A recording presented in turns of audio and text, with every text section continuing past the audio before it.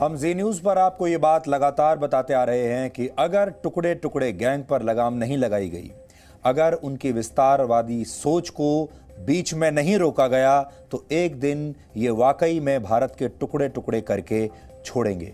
और ये चेतावनी हम हर बार पूरे देश को और दुनिया को देते रहते हैं। इसलिए आज हम सबसे पहले इसी टुकड़े टुकड़े गैंग के एक और विस्तारवादी विचार का विश्लेषण करेंगे, जिसका मकसद भारत के संवैधानिक ढांचे को ध्वस्त करना है। और ये गैंग अब खालिस्तान के साथ साथ भारत के पश्चिम बंगाल और महाराष्ट्र को तोड़ने की बातें भी करने लगा है। यानी अब इनकी नजर पश्चिम बंगाल और महाराष्ट्र पर पड़ गई है। और ये जो इस तरह के लोग हैं पूरी दुनिया में सक्रिय हैं और इनकी नजर में हैं दुनिया भर के सफल लोकतांत्रिक देश। सरल भाषा में कहें तो इस गैंग के गोल्स यानी उद्देश्य अब विस्तारवाद का नया रूप ले रहे हैं और इसने पश्चिम बंगाल और महाराष्ट्र की धरती पर भी अलगाववाद के विचारों को अंकुरित करना शुरू कर दिया है। किसान आंदोलन की आड़ में सिखों के लिए एक अलग राष्ट्र खालिस्तान की मांग तो लगातार हो रही है। अभी आपके लिए कोई नई बात नहीं है, लेकिन अब सिक्स फॉर जस्टिस नाम के एक खालिस्तानी संगठन ने पश्चिम बंगाल और महाराष्ट्र को लेकर अपनी नई योजना पर काम शुरू कर दिया है। यह संगठन अमेरिका से ऑपरेट करता है और इसे चलाने वाले व्यक्ति का नाम है गुरपतवंत सिंह पन्नू। ये जो पन्नू हैं इस समय आपकी स्क्रीन पर हैं। ये हमारी तरह ही बिल्कुल ऐसे खड़े होकर अपने वीडियो बनाते हैं जैसे कि ये कोई न्यूज़ पेश कर रहे हों। एकदम न्यूज़ एंकर जैसे आपको दिख रहे होंगे, लेकिन इनकी सोच बहुत खतरनाक है। पन्नू पर पाकिस्तान से फंडिंग लेकर भारत में खालिस्तान की मांग को बढ़ावा देने का आरोप है और भारत में उसके खिलाफ देशद्रोह के कई मामले दर्ज हैं। लेकिन इस सब के बावजूद उसे किसी का कोई डर नहीं और अब वो पश्चिम बंगाल के मुख्यमंत्री ममता बनर्जी और महाराष्ट्र के मुख्यमंत्री उद्धव ठाकरे से यह मांग कर रहा है कि इन दोनों राज्यों को भारत से अलग हो जाना चाहिए और अपने आप को आजाद राष्ट्र घोषित कर देना चाहिए। और आज इसी बात को लेकर इसने एक वीडियो जारी किया है। पन्नू का यह दावा भी है कि उसने इसके लिए ममता बनर्जी और उद्धव ठाकरे को अलग से एक चिट्ठी भी लिखी है। सोचिए कितनी हिम्मत इन लोगों में आ गई है कि ये भारत के चुने हुए मुख्यमंत्रियों को सीधे चिट्ठी लिख रहे हैं। आपको याद होगा इससे पहले ये भारत के चीफ जस्टिस को भी चिट्ठी लिख चुका है। हम आज ये मांग कर रहे हैं कि गुरपतवंत सिंह पन्नू की तुरंत गिरफ्तारी होनी चाहिए, चाहे वो जहां भी हो। और इसके लिए भारत सरकार को अमेरिका से तुरंत बात करनी चाहिए। अमेरिका जो खुद को लोकतंत्र का चैंपियन मानता है, उसे भी यह सोचना चाहिए कि उसकी जमीन से भारत को तोड़ने की साजिशें कैसे रची जा रही हैं और अगर इन साजिशों को रोकना है तो इसके लिए पन्नू की गिरफ्तारी बहुत जरूरी है। इसलिए अमेरिका को भी अब यह सोचना होगा कि पन्नू जैसे जो लोग हैं, क्या अमेरिका ऐसे लोगों को अपने देश में रखना चाहता है या नहीं। पन्नू अमेरिका में एक लॉ फर्म चलाता है जिसका एक दफ्तर न्यूयॉर्क में है और दूसरा दफ्तर अमेरिका के कैलिफोर्निया राज्य में है। इन दोनों ही दफ्तरों का पता आप इस समय अपनी टीवी स्क्रीन पर भी देख सकते हैं। इसके अलावा पन्नू की 2 प्रॉपर्टी पंजाब के अमृतसर में है, जिन्हें भारत सरकार की जांच एजेंसी NIA ने पिछले साल जब्त कर लिया था।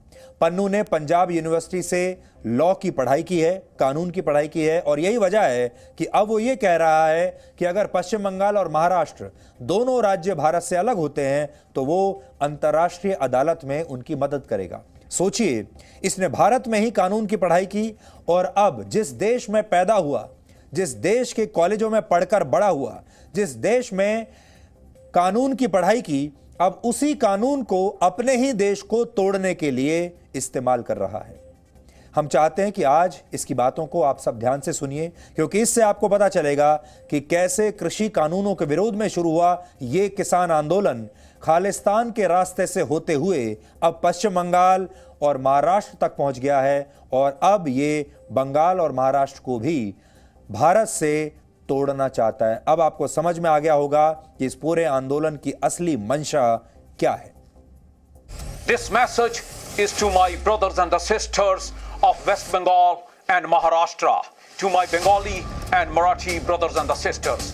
I have written a letter to Mamta Banerjee and to Uddhav Thackeray, and I have counseled them that this is the right time to unilaterally declare independence and secession of West Bengal and Maharashtra from the Union of India. The reason for the declaration of independence of West Bengal and Maharashtra is to safeguard the prosperity, the cultural and the linguistic identity of the Bengalis and the Marathis. For the past 73 years, the natural resources of West Bengal and Maharashtra are being plundered by the successive Indian regimes, resulting in the economicide of the people of West Bengal and Maharashtra. In the last 2 decades, Maharashtra farmers, the suicide of the Maharashtra farmers and the West Bengal is on the rise and is the highest in India. Why? Because of the anti-Maharashtra and the anti-West Bengal policies of the successive Indian regimes. From the Chief Minister, you will become the first Prime Ministers of West Bengal and Maharashtra respectively. Now is the time. You use your pen, you use your power, you use your ballot to declare independence of West Bengal and Maharashtra. And I can assure you from the Sixth for Justice that we will back you, we will back your independence at the International Court of Justice. इस आदमी ने आज बहुत बड़ा दुस्साहस दिखाया और हम खास तौर पर हर राष्ट्रवादी से, हर हिंदुस्तानी से, हर उस नागरिक से जो भारत से प्यार करता है और खास तौर पर पश्चिम बंगाल में और महाराष्ट्र में रहने वाले हमारे दर्शकों से ये अपील करेंगे कि आप आज इस आदमी को अपनी ताकत दिखा दीजिए। ये तो कहता है, इसे अपनी ताकत पर शायद बहुत घमंड है, लेकिन आप इस हैशटैग के साथ पूरी दुनिया को बता दीजिए कि आप इसके बारे में क्या सोचते हैं। इसका जो एक खालिस्तानी संगठन है जिसका नाम है सिक्स फॉर जस्टिस, इसकी स्थापना अमेरिका में वर्ष 2007 में हुई थी। भारत में इस संगठन पर पूरी तरह पाबंदी है और यह संगठन देश की जांच एजेंसी NIA के रडार पर भी है। हम आपको सिक्स फॉर जस्टिस और गुरपतवंत सिंह पन्नू से जुड़ी जांच की ऐसी बातें बताएंगे और उसकी कुछ बातें बताएंगे जिससे साबित होगा कि यह संगठन भारत को कैसे तोड़ना चाहता है। पहली बात, इस संगठन ने रेफरेंडम 2020 नाम से एक भारत विरोधी अभियान शुरू किया था। इसका मकसद था पंजाब में जनमत संग्रह कराकर सिखों के लिए खालिस्तान नाम का एक अलग देश बनाना। दूसरी बात, इसी संगठन ने एक चिट्ठी लिखकर यह कहा था कि भारत में 26 जनवरी के दिन गणतंत्र दिवस के मौके पर जो भी व्यक्ति इंडिया गेट पर खालिस्तान का झंडा फहराएगा उसे $2.5 लाख यानी करीब 1,82 लाख रुपए का इनाम दिया जाएगा। उस दिन इंडिया गेट पर तो ऐसा नहीं हुआ कुछ, लेकिन लाल किले पर कुछ लोगों ने एक खास धर्म का झंडा जरूर फहरा दिया था और भारत के संविधान को चुनौती दी थी। तीसरी बात, भारत सरकार ने जुलाई 2019 में अनलॉफुल एक्टिविटीज प्रिवेंशन एक्ट के तहत इस संगठन पर प्रतिबंध लगा दिया है। चौथी बात, इस समय पन्नू के पास ही इस संगठन का नियंत्रण है और पन्नू पर भारत में देशद्रोह के कई मामले दर्ज हैं। जुलाई 2019 में पंजाब पुलिस ने पन्नू के खिलाफ देशद्रोह के 2 नए मामले भी दर्ज किए थे।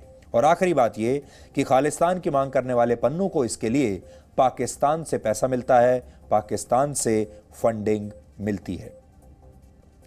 तो ये तो पन्नू की पूरी हिस्ट्री हमने आपको आज बता दी। भारत में हमारी एजेंसियों ने जरूर इस पर पाबंदी लगा रखी है, लेकिन आज के ज़माने में जब पूरी दुनिया इंटरनेट से जुड़ी हुई है, पूरी दुनिया सोशल मीडिया से जुड़ी हुई है, अब पन्नू को भारत की सीमा में दाखिल होकर भारत को तोड़ने की साजिश रचने की आवश्यकता नहीं है। इंटरनेट के जरिए पूरी दुनिया जुड़ी हुई है, इसीलिए यह अमेरिका में बैठकर सिर्फ इंटरनेट के जरिए, सिर्फ सोशल मीडिया के जरिए भारत को तोड़ने की साजिशें भी रच रहा है और उस संदेश को यहां तक पहुंचा भी रहा है। इसलिए सिर्फ पाबंदी लगाने से कुछ नहीं होगा। इसीलिए आज हम ये मांग कर रहे हैं, पाबंदी नहीं, इसे अरेस्ट करना चाहिए। अरेस्ट पन्नू, वो भी तुरंत। आज आपको यह भी समझना चाहिए कि खालिस्तान की मांग करने वाले पन्नू ने भारत को तोड़ने के लिए पश्चिम बंगाल और महाराष्ट्र को ही क्यों चुना।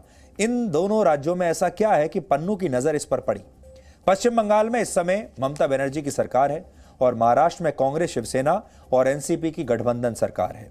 इन दोनों राज्यों की सरकारों और केंद्र सरकार के बीच बहुत दिनों से बहुत बड़ा टकराव है। ममता बनर्जी ने तो केंद्र सरकार के कई आदेशों और कानूनों को भी मानने से इनकार कर दिया है।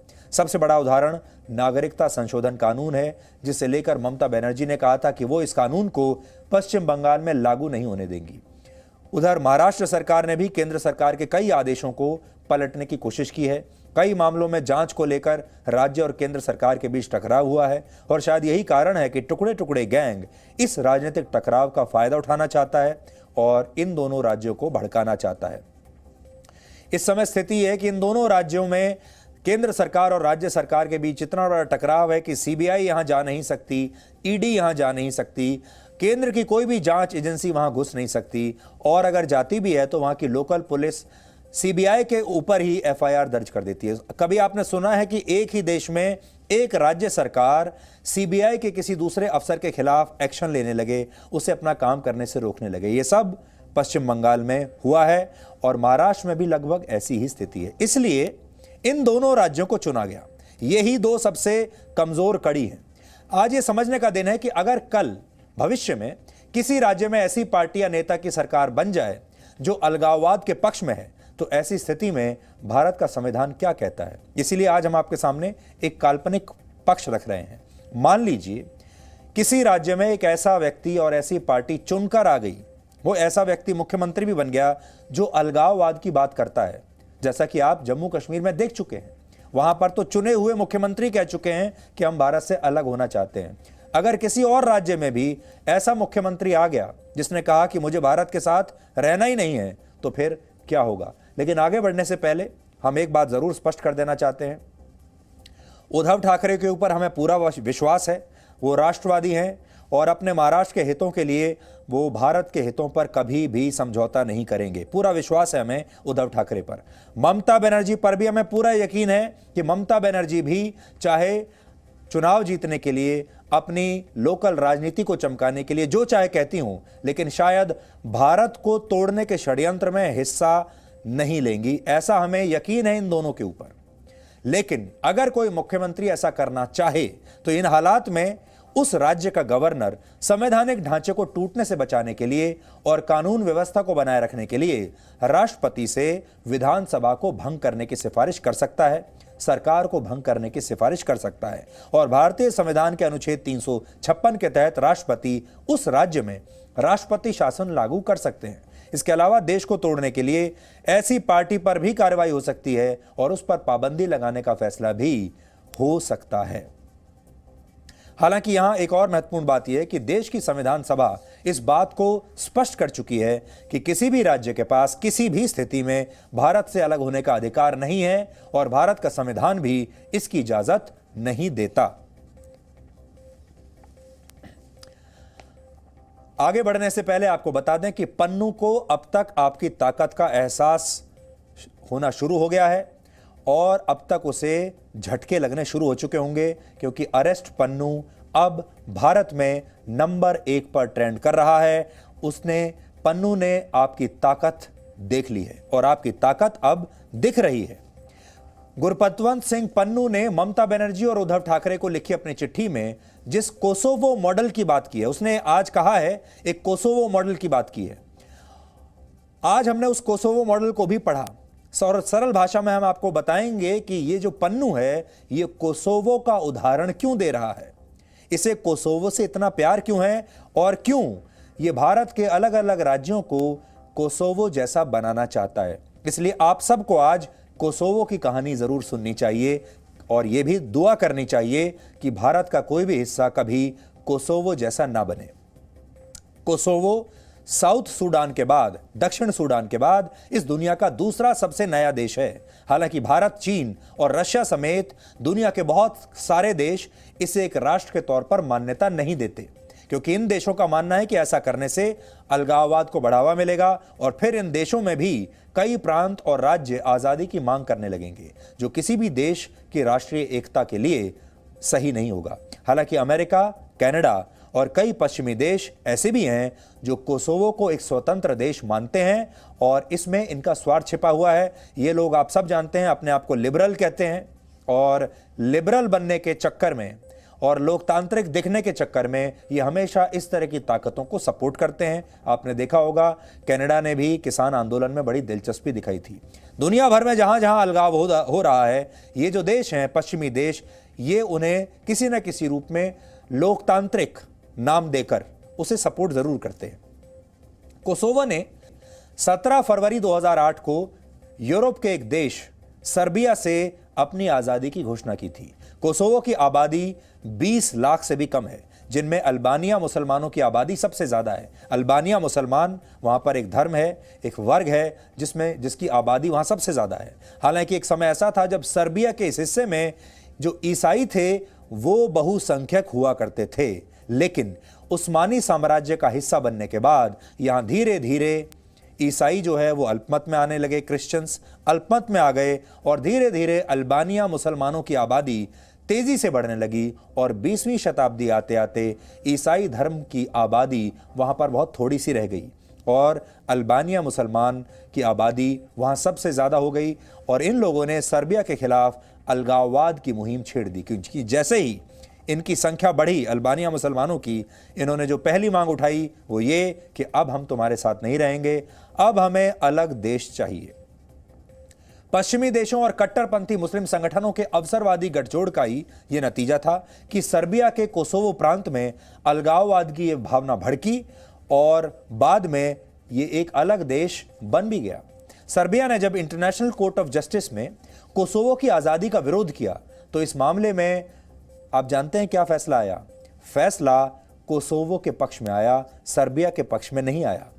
तब अंतर्राष्ट्रीय अदालत ने कहा कि कोसोवो की आज़ादी किसी तरह के नियम और संविधान का उल्लंघन नहीं करती। इस फैसले से उन लोकतांत्रिक देशों की चिंता बढ़ गई जो अपनी संप्रभुता और अखंडता की बात करते हैं, और इनमें भारत भी था। और यही वजह है कि भारत आज भी कोसोवो को एक अलग राष्ट्र के तौर पर मान्यता नहीं देता। खालिस्तान की मांग करने वाले आतंकवादी संगठन चाहते हैं कि जैसा 2008 में सर्बिया में हुआ था और कोसोवो अलग देश बन गया था, ठीक वैसा ही भारत में भी दोहराया जाए। और गुरपतवंत सिंह पन्नू इसमें महाराष्ट्र और पश्चिम बंगाल जैसे राज्यों को इंटरनेशनल कोर्ट ऑफ जस्टिस में मदद देने की बात कह रहा है। इसलिए अब आपको समझ में आया होगा कि वो जब ये कह रहा है कि वो इंटरनेशनल कोर्ट ऑफ जस्टिस में इनकी मदद करेगा, वो ये चाहता है कि जैसे कोसोवो ने ये पूरा मामला जीत लिया, सर्बिया हार गया जो कि पहले बड़ा देश था, कोसोवो उसका हिस्सा था, सर्बिया हार गया और कोसोवो जीत गया। अब ये चाहता है कि यही मामला भारत के साथ भी हो जाए, खालिस्तान के साथ भी ऐसा ही हो और महाराष्ट्र और बंगाल भी अलग हो जाएं। आज आपको ये बात बहुत छोटी लग रही होगी, आप शायद कहेंगे कि अरे ये तो बहुत बहुत दूर की बात है, ऐसा होना संभव नहीं है, लेकिन ये होना शुरू हो चुका है। और अगर ये कोसोवो में हो सकता है तो आपका देश भी कोसोवो से बहुत दूर नहीं है। आज हम आपको ये भी बताना चाहते हैं, दुनिया भर में अलगाववाद की भाषा एक ही है। देशों को तोड़कर उन्हें अलग अलग हिस्सों में बांटने वाला ये टुकड़े टुकड़े गैंग दुनिया भर में एक ही भाषा बोलता है, और ये भाषा नफरत की है, स्वार्थ की है, और सब कुछ होता है फ्रीडम ऑफ एक्सप्रेशन के नाम पर, आज़ादी के नाम पर। और धीरे धीरे ये आज़ादी एक ऐसा विकराल रूप ले लेती है कि फिर इससे बड़े बड़े देश टूट जाते हैं। इसे समझने के लिए आपको दुनिया के इस नक्शे को आज ध्यान से देखना चाहिए। कनाडा के क्यूबेक प्रांत में आज़ादी की मांग हो रही है, स्पेन का कैटलोनिया, ब्रिटेन का स्कॉटलैंड, रशिया का चेचनिया, चीन में के आसपास तिब्बत और पाकिस्तान के बलूचिस्तान और सिंध में भी आज़ादी की मांग इस समय चल रही है। और आप जानते हैं तिब्बत में तो हम भी समर्थन करते हैं। इस सूची में कुछ और देश भी हैं जिन्हें आप इस समय अपनी टीवी स्क्रीन पर देख रहे हैं। कहां कहां पर, किन किन देशों में, कौन कौन सी जगहों पर, कौन कौन से प्रांत आज़ाद देश बनना चाहते हैं। हालांकि हमारे देश में कुछ लोग ऐसे हैं जिनके दिल और दिमाग में अलगाववाद का एक विशाल वृक्ष अपनी जगह बना चुका है, और ये लोग इसी वृक्ष की छांव में रहकर भारत के टुकड़े टुकड़े करने का सपना देखते हैं। हम ऐसा क्यों कह रहे हैं, इसे समझने के लिए अब आपको ये तस्वीरें देखनी होंगी। ये तस्वीरें 12 फरवरी की हैं, जब पंजाब के फतेहगढ़ साहिब में खालिस्तानी आतंकवादी जरनैल सिंह भिंडरावाला के जन्मदिन के मौके पर एक कार्यक्रम आयोजित हुआ। और सबसे अहम बात यह कि इस कार्यक्रम में 26 जनवरी को लाल किले पर एक खास धर्म का झंडा फहराने वाले आरोपियों के परिवारों को बाकायदा मंच पर बुलाकर उन्हें सम्मानित किया गया और उन्हें 50-50 हजार रुपए की राशि बतौर इनाम दी गई, सिर्फ इसलिए क्योंकि इन लोगों ने, इनके परिवार के लोगों ने लाल किले पर कब्जा कर लिया था और अपना झंडा लहराया था। हम चाहते हैं आज आप खुद ये तय करें कि क्या ये देश लोकतंत्र के हिसाब से चलेगा या अलगाववाद के विचारों से चलेगा, क्योंकि जिस देश के लोकतंत्र पर अलगाववाद का दीमक लग जाता है उस देश में लोकतंत्र धीरे धीरे खोखला होने लगता है, और हम ऐसा होने नहीं देंगे। आज हम आपको इस कार्यक्रम से जुड़ी कुछ और महत्वपूर्ण जानकारी देते हैं और इसके लिए सबसे पहले आपको जसकरण सिंह के बारे में बताएंगे। जसकरण सिंह किसान यूनियन अमृतसर का अध्यक्ष है, जो दिल्ली में चल रहे किसान आंदोलन में भी शामिल है। सबसे अहम बात यह कि जसकरण सिंह 26 जनवरी को दिल्ली में भड़की हिंसा के दौरान देश की राजधानी में ही मौजूद था। जसकरण सिंह ने इस कार्यक्रम में भगत सिंह को लेकर कुछ आपत्तिजनक बातें कही हैं। उसने कहा है कि उसके जैसे सिख भगत सिंह को अपना नायक नहीं मानते, क्योंकि शहीद भगत सिंह ने भारत की आजादी के लिए शहादत दी थी। इस जैसे जो लोग हैं वो जर्नैल सिंह भिंडरावाला को अपना हीरो मानते हैं, क्योंकि भिंडरावाला ने खालिस्तान नाम का अलग देश बनाने के लिए अपनी कुर्बानी दी थी। तो इनका जो रोल मॉडल है वो भगत सिंह नहीं है, भिंडरावाला है।